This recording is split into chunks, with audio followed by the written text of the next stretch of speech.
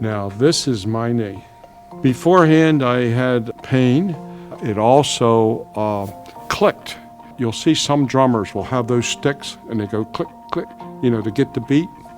This would do that. It commanded attention when I walked, which was very unusual, and it was very embarrassing. People would look around, they didn't know what was going on.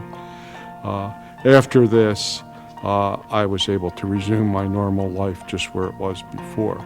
This is the piece that I'm impressed, since I'm a metallurgical engineer.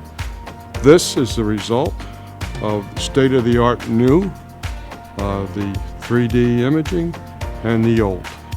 So the engineers, the designers, using the top technology that's available, came up with this wonderful knee that I'm very pleased with. I feel like I'm back to where I was, and I'm not a young guy, I'm 80 years old. And I was very active before, and I didn't want to give up that active life, so I'm right back to it. Anyone who knows Conformis knows every knee is unique. Everyone's different. It's tailor-made for each individual, and I was impressed with the workmanship. I can resume my love. I raise koi, and I'm also a gardener, and I can get down on my knees and garden. Now, it's back where I was.